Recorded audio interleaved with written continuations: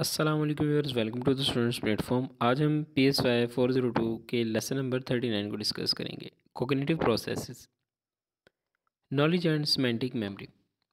हम इसके ज़रिए सिमेंटिक मेमोरी और नॉलेज के ज़रिए हम प्रीवियस नॉलेज को मद्देनज़र रखते हुए नए नॉलेज को समझते हैं। इसके ज़रिए हम एक मैसेज को एक वक्त में अटेंड करते हैं। बाहर की दुनिया से आने वाली स्टिमुलाई हमारी मेमोरी में कैसे स्टोर होती है और इसको हमारा प्रीवियस नॉलेज कहाँ स्टोर करता है। हम चीज़ों को चंक्स की शक्ल में तकसीम करते हैं।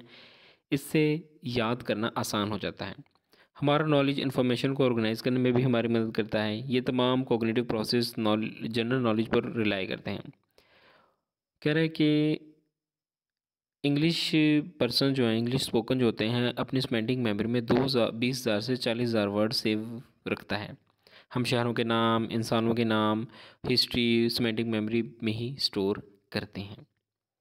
Concepts and categorisation. Category is set of objects that belong together. Maslan, fruit is a category which has apples, grapes, bananas, mangoes. Concept is the mental representation of a category. हम चीज़ों को मुकम्मल समझने की बजाय इनके कंसेप्ट्स में, मतलब कि इनको मुकम्मल याद करने के जो इनके कंसेप्ट्स को याद रख लेते हैं। इससे स्पेस जो है वो हमारे माइंड के अंदर वो कम ऑक्यूपाई होती है।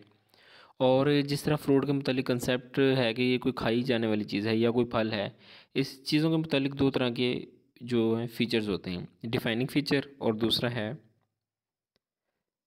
Characteristic feature. Defining feature these are essential for an item, ये एक आइटम के लिए एसेंशियल होते हैं।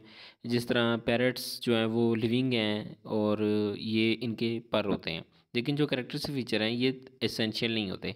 जिस तरह पैरट जो हैं वो छोटे होते हैं साइज़ में और दरख्तों पर बैठते हैं, यानी कि ऐसा ज़रूरी नहीं है कि हो। Topic 173 an exercise about categories. According to कह रहा है कि concept model, future concept model, concepts memory में स्टोर होते हैं। जो कॉन्सेप्ट हमारी मेमोरी में स्टोर होते हैं। In the sentence verification technique, लोग सिंपल सेंटेंसेस को देखते हैं और इन्हें सिमेटिक नॉलेज से कंपेयर करते हैं कि वो ठीक हैं या नहीं ठीक। सेंटेंस वेरिफिकेशन टेक्निक एक एक्सपेरिमेंट है, सच इंपॉर्टेंट नहीं है, मैं स्किप कर रहा हूँ। Research on future comparison, the typically effect, और इसके अंदर प्रॉब्लम विद फीचर्ड मॉडल। एक टिपिकल या जनरल आइटम के बारे में लोग जल्दी फैसला कर लेते हैं कि वो ठीक है या नहीं ठीक।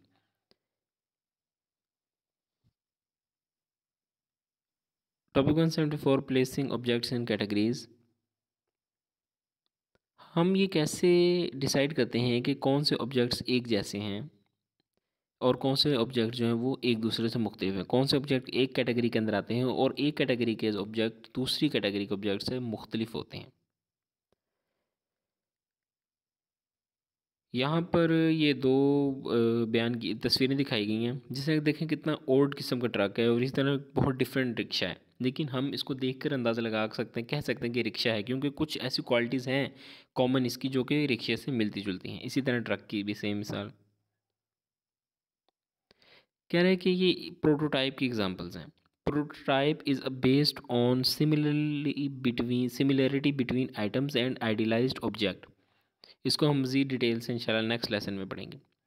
Influence of typical on cognition, इसका आप देख लीजिएगा, सिंपल है कि हम इसकी वजह से जल्दी जज कर लेते हैं, कैटेगराइज जल्दी कर लेते हैं चीज़ों को जल्दी सीख लेते हैं।